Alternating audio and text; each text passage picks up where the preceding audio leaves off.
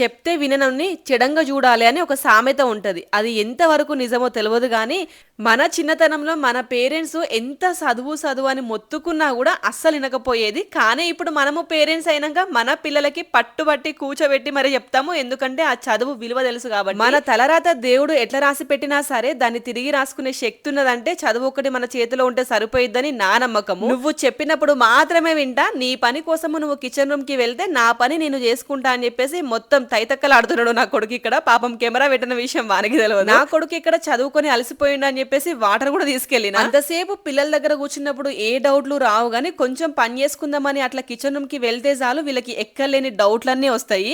ప్రతి ఒక్క పేరెంట్ పిల్లల్ని చదివించాలి అని అంటే పని చేసుకుంటేనే చేయాలన్నమాట. అటు వర్క్ అవ్వాలి, ఇటు పిల్లల్ని చదివించడం కూడా అవ్వాలి. అన్నిట్లోనూ ఇంకా తెలుగు సబ్జెక్ట్ వచ్చిందంటే మా ఇంట్లో పెద్ద యుద్ధమే చేయాలి. మా పాప కాస్త పెద్దది కాబట్టి తను ఓన్ గా చదువుకోగలుగుతుంది. కానీ వర్షిత్కి అయితే నేను పక్కన ఉండాల్సిందే. కాసేపు పక్కన లేకపోతే ఇట్లా కిచెన్ రూమ్కి వచ్చి మరీ రాస్తారనమాట. అప్పుడే డౌట్లు వస్తాయి ఎక్కలేనివన్నీ కూడా. ఇదంతా నా ఈవినింగ్ రొటీన్ అనమాట. పిల్లల్ని చదివించుకుంటూ ఎంతమంది పేరెంట్స్ ఇలా వర్క్ చేస్తారో కామెంట్ చేయండి. అటు వాళ్ళ చదువు అవ్వాలి, ఇటు మన పని అవ్వాలి. చిన్నప్పుడు అస్సలు నచ్చని పని ఈ సింక్ లో చెత్త తీయడము, గిన్నెలు గడగడము, ఈ గ్యాస్ గట్టంతా క్లీన్ చేయడము. కానీ ఇప్పుడు అవే చుట్టాలు, అవే బంధువులు, అవే ఫ్రెండ్స్ అనమాట. పొద్దుగాల లేసినప్పటి నుంచి వాటి ముఖమే చూడాలి. నేను చేసే ఈ పనంతా కూడా నా ఈవినింగ్ రొటీన్ అనమాట. ఒక పక్క వర్క్ చేసుకుంటేనే ఇంకో పక్క నా కొడుకు చదువుతున్నాడా లేదా అని చెప్పేసి అదో టెన్షన్ ఉంటది. ఇంకా ఎగ్జామ్స్ ఉన్నప్పుడు అయితే పెద్ద టాస్కే అనిపిస్తుంది.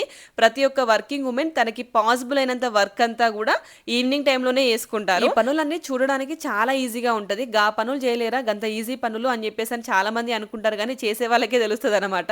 చూడడానికి 2-3 నిమిషాలలో అయిపోతాయి కానీ చేయడానికి కొన్ని గంటల కొద్ది టైం పట్టుద్ది. ఇలా నా పనులన్నీ అయిపోతాయి కానీ నా కొడుకు మొదలు పెట్టిన తెలుగు సబ్జెక్ట్ మాత్రం అస్సలే ఫినిష్ అవ్వదనమాట. అప్పుడప్పుడు అనిపిస్తుంది చదివేది వాడా నేనా, ఈ చదివేదో నా చిన్నతనంలో చదువుకుంటే ఇప్పుడు మంచిగా జాబ్ వచ్చేదేమో అని చెప్పేసి అనిపిస్తుంది.